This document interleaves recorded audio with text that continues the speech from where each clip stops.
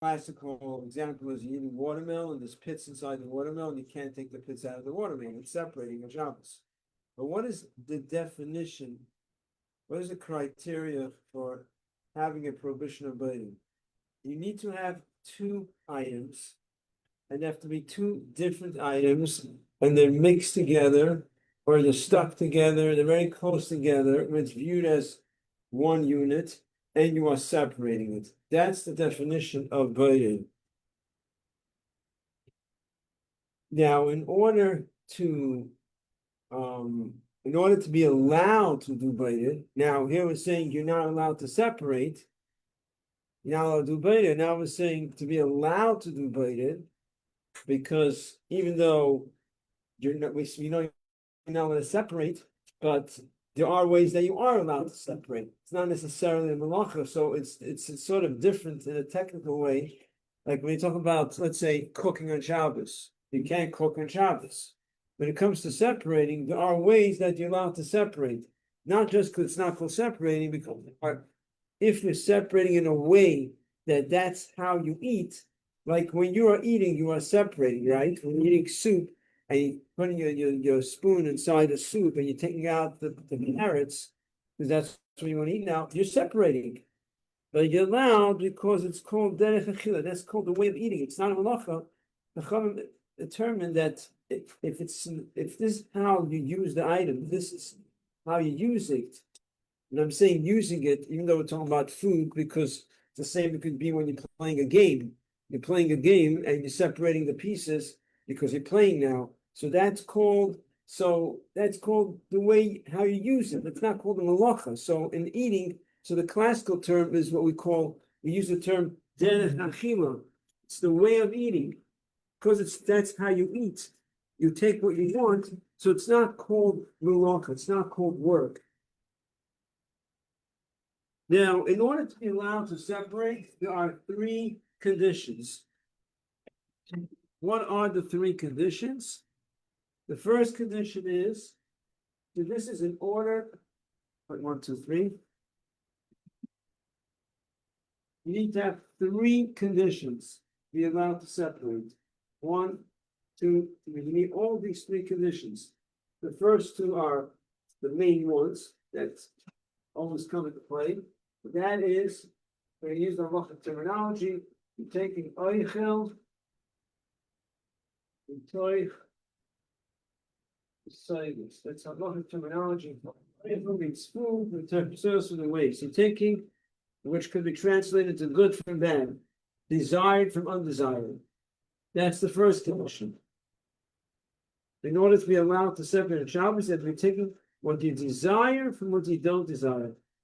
But there are exceptions to the rule. And then the next condition is that it has to be, it's called samuch lachila, close to the time of eating. Samuch lachila, close to the time of eating. Close doesn't mean like right before. It can mean whatever time you need to prepare for the meal. You're preparing for the meal and you're separating. It's close to the time of eating because takes time to prepare. Then the third condition is it has to be binyad, has to be by hand. Now, mainly what it's saying is that you cannot use a vessel to separate. But again, these three conditions, each one has many exceptions.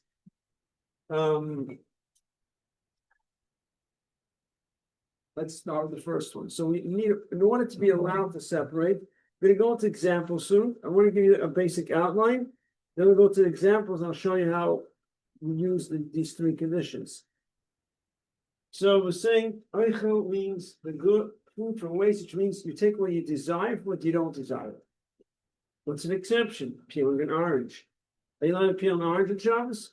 Yeah, it's prohibited. There are conditions here, rules you have to follow. But even though you're taking the bad from the good, but that's how you get to the food. That's how you eat. That's how you get to it. So that's called also the way of eating.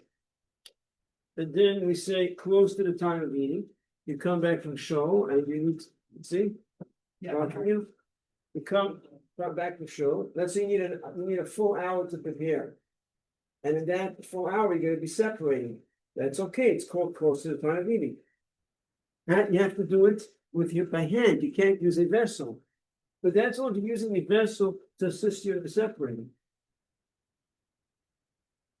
But if it's not assisting you in separating, then it's not an issue. So that's why you're actually allowed to use a vessel. In most situations, a vessel is not a problem. When you scoop out soup and show using a lady, we're using a spoon, it's a keli. And actually, I was looking up this morning, because the question I always have, always when I'm teaching, this morning I remember, okay, I want to look this up. The question was, could you use the rim of a keli, the cover of a pot, actually, the cover of the pot to help separate? Here's the pot. And now, using the cover, you're putting the cover like this to make sure that only the liquids falls out and not the pieces. So you're using a keli to help separate. You understand what I'm saying? Yeah. So I looked it up and it says you could. And it makes sense that you're allowed. Why? It's not helping you. It's why you allowed to use a spoon? Why you allowed to scoop out the spoon? Because you don't get yourself dirty.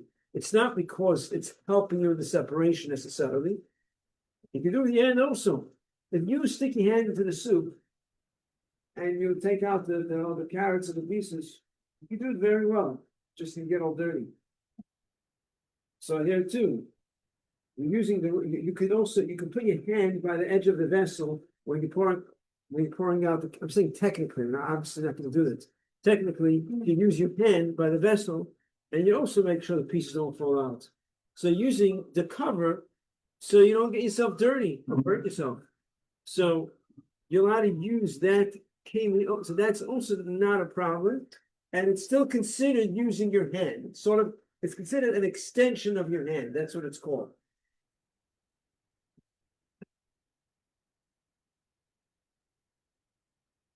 Now, let's go into details. Let's take examples and analyze each one and see how it fits into the chart. So at this, anytime you have a situation, is it Brandon?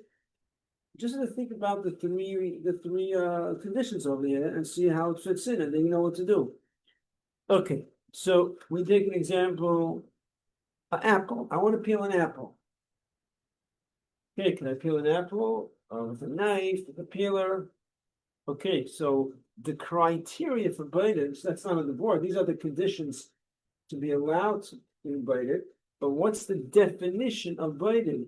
You always have to keep in mind, what's the definition of biting? What does it mean separating? Separating means you have two different items mixed or stuck very close together to see if there's one unit. So there has to be two different items. When you are peeling an apple, you don't have two different items. You have one item, you have an apple. The peel is not separate than the apple. The peel is part of the apple. It's a little different, but it's all edible. It's considered one item. It's not considered two separate items. In addition to that, take off the peel, there's food coming with it.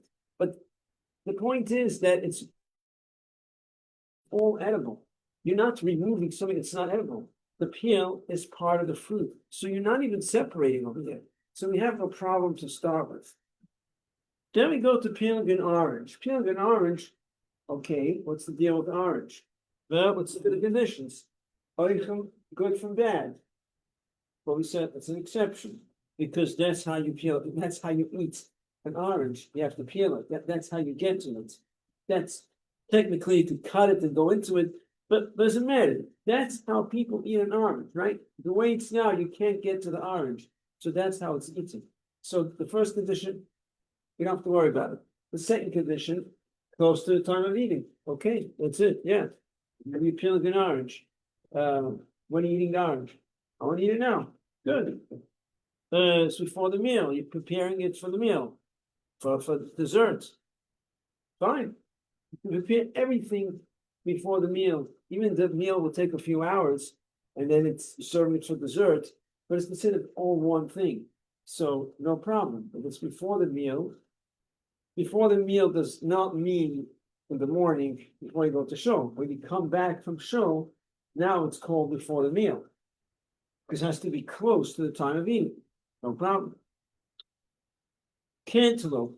You want to cut open a cantaloupe. Okay.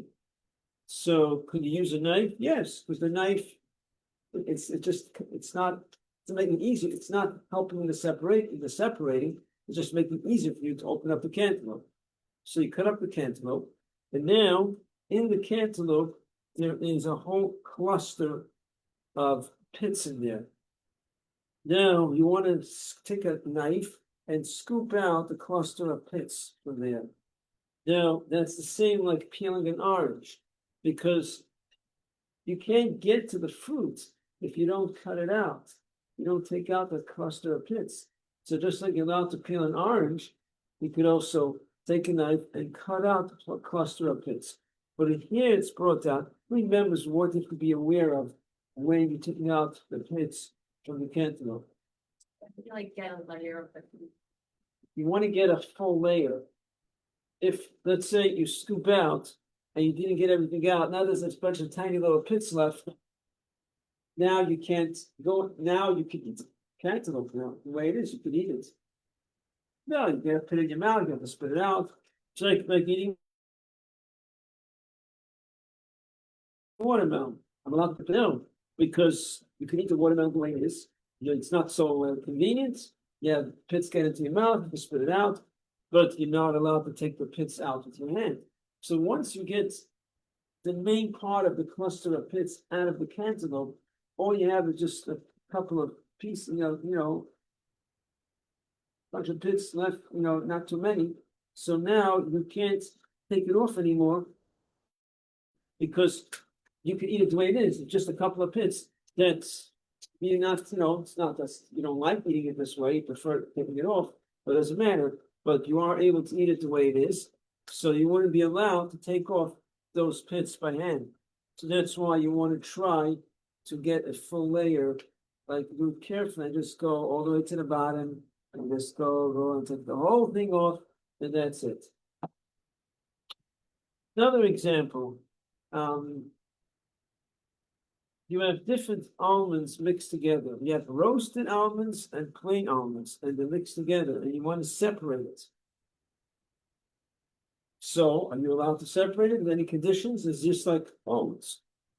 Do we say, oh, it's okay, it's food. There's no waste over here. What's the issue? Or do we say, oh, no, there's conditions you have to keep? Which way is it? Yeah? You can take what you like from what you don't like. It's all edible. This has a different taste. Is this called a mixture? Do we say, oh, this is a mixture of two different items? Now you have to keep the conditions to be allowed to do it. Or do we say, no, what's the problem? It's all edible. Just take what you want. Big deal, right? I think you hear my question? Anyone? But my thing would No? I would question if it's since it's food, you're more lenient rather than like different size forks you have to care about, right? That's a mixture. So would food be the same if it's different flavors? Correct. So being that it's a different flavor, it's viewed as two different items. It's viewed as two different items mixed together, and you have an issue with writing, meaning you have to follow the conditions to be allowed to do it. So you can't take out the almonds that you don't like. You got to take what you want. You like the roasted, take out the roast. Don't take out the ones that you don't like. You want to serve it on the table. You want to put out almonds. You want to serve roasted almonds. But there's also plain almonds in it. So what you would like to do is take out the plain almonds that you don't want. No, you can't do that because you're taking what you don't want. So you have to keep. This is considered separating. You got to take what you want. And it has to be, again, always close to the time of eating. Can't be done. You're having a party late in the day. So early morning, you're going to be taking out what you want. Taking out the ones I want for the party. When is the party? No, much later in the afternoon. Can't do that.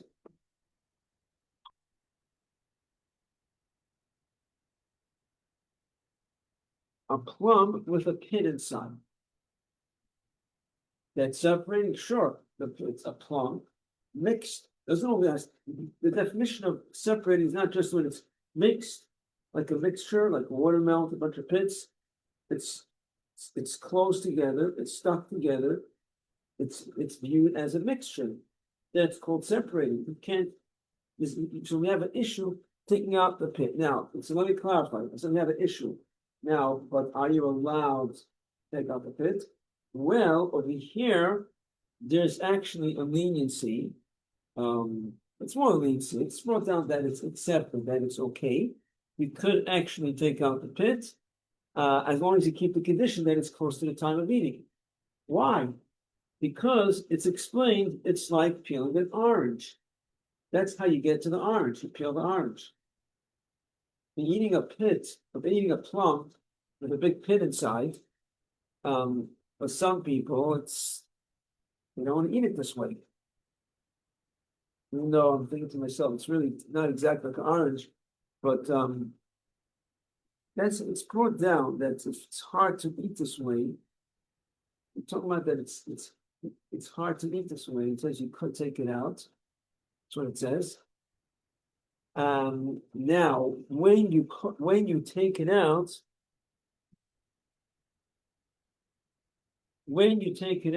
you have to put it down right away because it can be muktzah. Actually, I want to look into this a little more because I think to myself, why?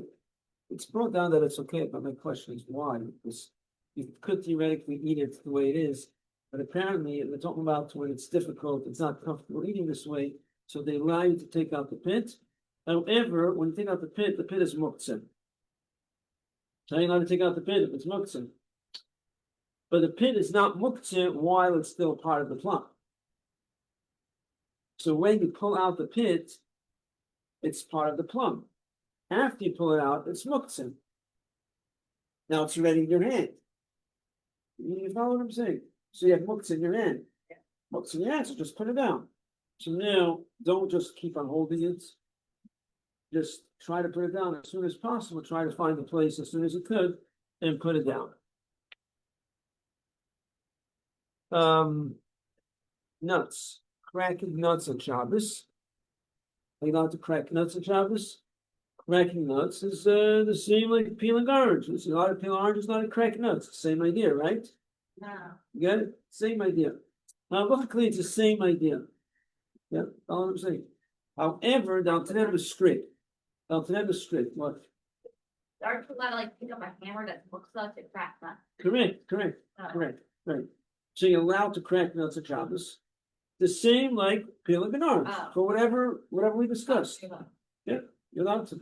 However, Dal Teb is strict about cracking nuts. Dal Teb says we should refrain from cracking nuts because it could lead to separating the Shabbos. You crack a lot of nuts and tables full of nuts, you might afterwards start separating in a way that is prohibited. You have a bunch of nuts on the table, crack. And now the shells are nuts. So what are you going to do? Now you're allowed to crack, you're allowed to take the nut, it's all open. You take the nut from the shell. You're going to start taking away the shells. No, can't do that. Also, it's muktzah. So to them it says refrain from cracking nuts on Shabbos. And for that reason, that Al Taneb is strict because of muktzah, the same would apply to Yom Tov. They should also refrain because muktzah applies to Yom Tov too. Yeah. Okay. So for me, I don't eat a lot of vegetables. So when I take like from a salad and I want things that I like, sometimes get things that I don't like. I put it on my plate and then I'm like trying to get the good for like the good that I like, but then I'm like sometimes like maneuver, like the last piece of really connected to the vegetables I can't eat. So Push away the ones you don't like. a little bit. Like I'll go for the thing I like, but like it's inevitable that A I'll little sort of, bit. like, push No. If you're pushing it a drop, that's not called removing it. I mean, if I understand you correctly, I don't think it's a problem. You're concerned that you might be moving it a little bit. Yeah. How about you taking it out? By the way, if you don't like something while you're eating, but your friend next to you likes it, you don't have to separate what you don't like and give it to her because she's gonna eat it. So you're doing it for her. Someone else gonna eat it. So that's also fine. Yeah, yeah.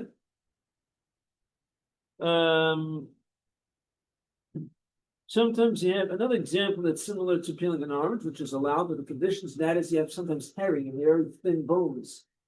And it's very hard to eat the herring with the bones. It's not like pits in the watermelon. That's, you have to eat the watermelon and spit out the pits. I mean, watermelon you can eat with the pits, and then you spit it out. Fish with thin bones, you can't eat it. You need to take out the bone. So we allow you to take out the bones. Same way we allow you to take out the peel and orange, the same idea. Some opinions say that if you have, those candies that are wrapped in wrappers, and you take out the wrapper, take off the wrapper of the candy, it's synonymous with peeling an orange. The same idea. So whatever you gotta be careful. So let's say you take out the candies from the wrappers, let's say. Same conditions, which is basically the same condition. So much not feeling close to the time of eating. Your question. Yeah. Okay, but the pit becomes also right at the last bite. Could you check, just go like this, get the pit, and then it's like better. You said something, and Okay. What do you mean? Because what's the last bite? So you're eating a plum. Yeah. You said the pit, once comes separated from all the food, comes muksa.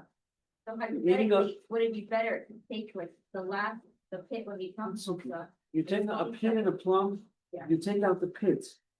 You take out the pit. Yeah. But what? You're not eating from it. You're pulling out the pit.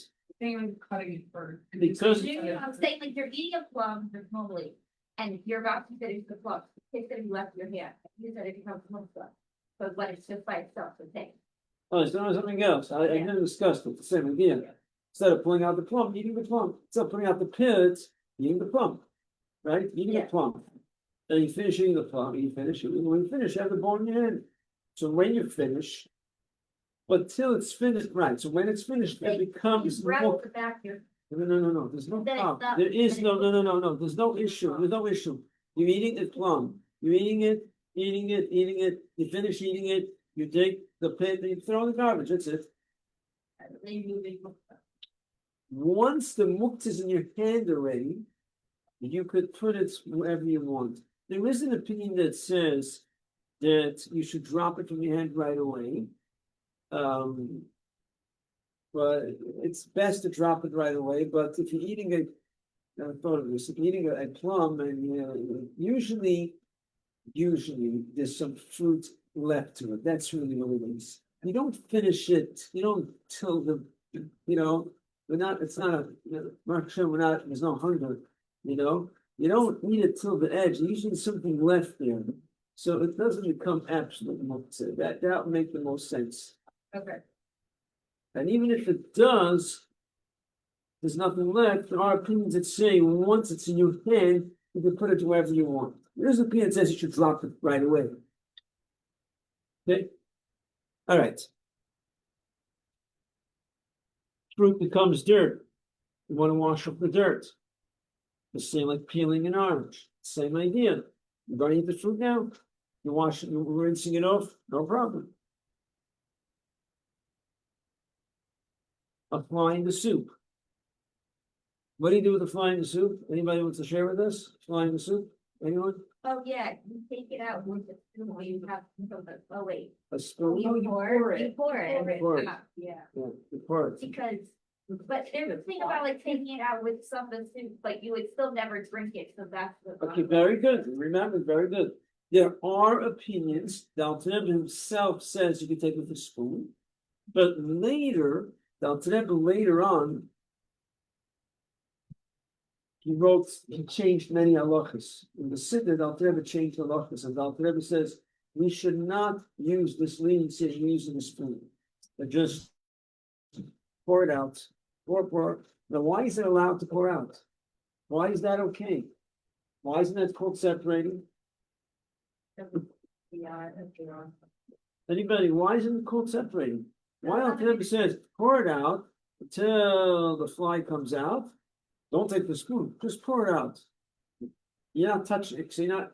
what's yard? The squirrel's not touching it. What's the big deal? So because you're not touching it, I mean, why is that okay? Anyone remembers why it's okay? The thing is that it's not a mixture. Because what you hold in your hand is what you want. But what's in your head is what you're taking. You are not taking the fly out of the cup. You're taking the cup out of the fly. You ever heard such a thing? You take a cup out of a fly. It doesn't always. That doesn't usually work. Shabbos it works. Yeah, you can take the cup. You're taking the cup out of the fly, or more specific, you're taking the drink. You're taking your soup. You're taking the good from the bad. That's why it's allowed. The other opinions, none of the other opinions would use that method because many opinions hold that what's pouring out is what you're taking.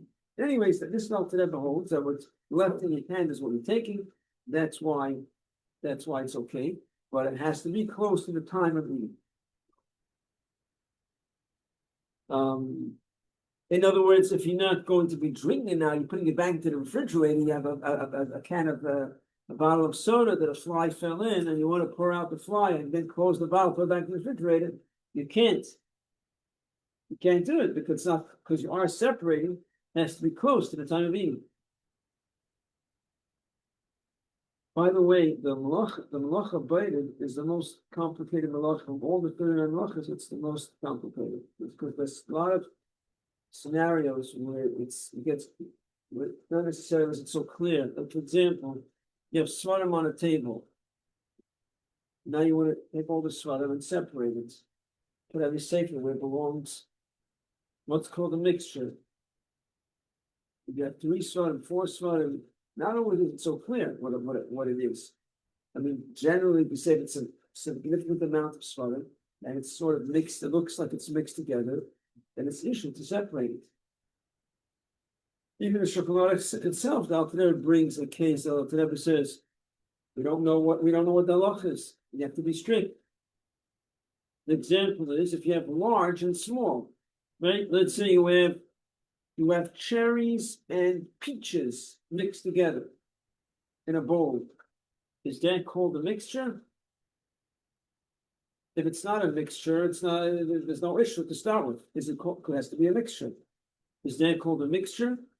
The Rebbe says we don't know. It's not clear if it's a mixture or not. Because being that the large is discernible from the small, so could be it's not even considered a mixture. The definition of mixture is that it looks like it's mixed together, but each one stands out by itself, not necessarily called a mixture. But there's have to be strict. Just up to them, but clearly speaks about. Then you have cases that's brought like a platter with different cold cuts next to each other. If they're very close to each other, it could be considered a mixture. And it depends. If it's not so close, maybe it's not. It's not always very clear, is it a mixture or not? But it can be considered a mixture. Because if they're very close to each other, and there's a lot of it, it could be considered a mixture. And then you have to follow the rule, which means no problem. There's a platter of food, you take what you want, but close to the time of eating. It can't be if you're putting it away because you want to put it back into the refrigerator. They will finish eating of all the cold cuts, the salami and the cold cuts and this and that. You want to separate it and put it away. And you don't necessarily think of it as a mixture. But if they are lined up neatly and they're very close, they're flush, right next to each other, and you have a bunch of them, when you look at it, it looks like it's together. There's a certain unity there, right? It's like it's perceived as one unit. It could be perceived as one unit. Then it becomes an issue of a mixture. You have to be careful. Only separate if you only take what you want. You're going to be eating it. You're not eating it. You're putting it away. That's a common thing. Putting away. I gave the example of the soup. Like you finish eating the soup Friday night, right? And now you want to put it away to the refrigerator. You want to store it, so maybe you want to freeze it. Freezing is not, you shouldn't be freezing on Shabbos. The opinions are saying you're not allowed. Let's say you want to separate the soup. You want to put it into bowls. You have no space for the pot. Pot is too big. It's not going back to, you have other things. You want to put it into containers, right? So you want to divide up. Every container should get some of the pieces and some of the liquid, make it even. You can't. You just have to pour whatever comes out. One bowl full of all the carrots and there's the celery go into one bowl, and one bowl will have just liquid, and that's it. You can't separate. You can't do anything about it because it's not for now. You're putting it away. So you have to keep in mind.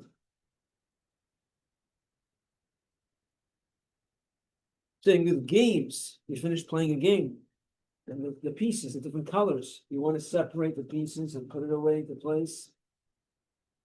You're not allowed, even though it's not so convenient because you want the house to be neat, put all the pieces back into place. According to halacha, I don't know of any leniency. Maybe there's somewhere that someone hold that's how you like it to be because it's want it to be neat. As far as I know, there is no leniency for that because you're not playing a game now. You're done with the game. You're putting it into, you're storing it. So you can't go separating the pieces before you put it away. Just put everything like that. That's it. And Yeah. what if you're gonna eat the pieces after? Huh? So what if you're gonna eat the pieces after? Right. An apple core. Apple core. You know what apple core is? Mhm. Now you use it in Shabbos? Yeah. Yes, because It takes some of the bad. Because- some of the good with the bad. right, because you're not separating. There's some apple coming with it. You're not taking bad from good, good from bad, you're taking good from good. Like that is a piece, no problem.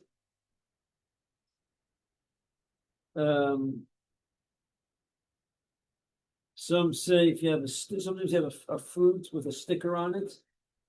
Some say that's also considered separated. If you're eating the fruit now, again, there's no problem. So by default, a lot of the situations, who cares? What's the discussion? I'm eating the fruit. You're right. I'm eating the fruit. There's no problem.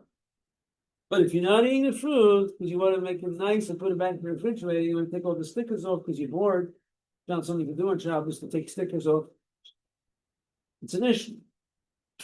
Not sure if it's according to all opinions, but our opinions say that removing the sticker is considered separated. Then you have with the cutlery, something to be careful. You want to set the table Shabbos morning. You cannot separate the cutlery and set the table because you're not eating now. I'm eating when you're coming back from show. So you have to set the table when you come back from show. I'm talking about if the cutlery is mixed together. Now, there's a very simple advice that I can give you that the cutlery won't be mixed Shabbos morning. If let's say you're washing the cutlery Friday night and putting it on the drain board, then it comes the next morning and they're all mixed together. It's a very simple method that it won't be mixed the next morning. What could you do when you wash the cutlery at night that it shouldn't be mixed together? Remember what it is? Sorry, I didn't hear you. How could you make sure that the cutlery should not be mixed together? So wash You it. said you could throw it on the table, but I don't remember what we said. Right, so that's something else. But I'm saying Friday night when you wash the cutlery, you want to make sure you want that the next morning it should not be mixed together. So you could, if it's not mixed, you set the table right away in the morning. So what could you do Friday night when you wash the If cutlery? you put it in categories as you wash it, there is not. Very good. So let's say you wash the cutlery Friday night. You can't separate it when you're washing it. But when you wash the cutlery, when you pick up a fork, let's say to wash, why are you picking up a fork and not the spoon? That's another question. When you are washing cutlery, there's a bunch of cutlery together, forks and spoons and knives, right? Then you pick up one at a time and you wash it. How are you allowed to do that? You separate it. No? Cause you're not thinking about like, oh, I'm doing this. You don't care, you don't, first of all, it's for now. You're gonna use it now, we're using it now, using means whatever you're gonna do with it, I wanna wash it. And you don't care which one you pick up, that's part of it, you pick up whatever comes to hand, you pick up. You pick it up, and you wash it, and once it's in your hand, you put it wherever you want. It's in your hand already. So you pick up randomly whatever comes to hand. Then once again, you put it where you want. So now if you plan it out, all the cutlery is, let's say, you think it out, everything is separate. Then you can set the table before you go to shul. But if not, then you can't set the table before you go to shul. We'll wait till you come back. So basically, if you plan everything out, things go smoothly. Can I ask a question? Last time I went to Moscow, my Remington said that you shouldn't rinse the lettuce before you check it because that's separating. So I thought you could do it because you were doing it at the time of the day. You were like preparing it and then take it out. It was close to the time of the week. It's close to the time of the week, then you could rinse it. You could. Okay. You're allowed. You cannot soak it inside a can. Yeah. Put it inside a vessel, that you cannot. But to rinse it, if it's It was close romaine, so we were just rinsing it and checking it. before eating, it's no problem. I'm just out of curiosity, could you like, when you're, like, could you check a bunch of lettuce? And then like use the leftovers for the next day, or? When you're checking first, so if you deliberately do it for the next day, it could be issue of separate. It could. Why I'm saying it could, because not necessarily are you separating. Depends what you're doing. If you're just rinsing it, when you rinse the lettuce, you're not necessarily separating. There's something there. You're rinsing in case of something there. Then if you're checking it, and then you start pulling off the parts you don't like, then you're separating, then for sure separating. If you're deliberately doing it for the next day, then it's an issue. If you prepare more than what's necessary, you're preparing a lot more, but people, the way it is, when people prepare, especially when there's guests showing up, it only should be in abundance, right? Yeah. That's okay. But if you're doing it for the next day, that's a problem. What if you do see something on the list? What do you do? You don't want to separate that. We're talking about this, you're Yeah. eating, you're going to eat now. You take off a piece of lettuce, so you're taking the good with the bad. Yeah, that, very good, yeah. Right. Exactly. Yeah. Any questions?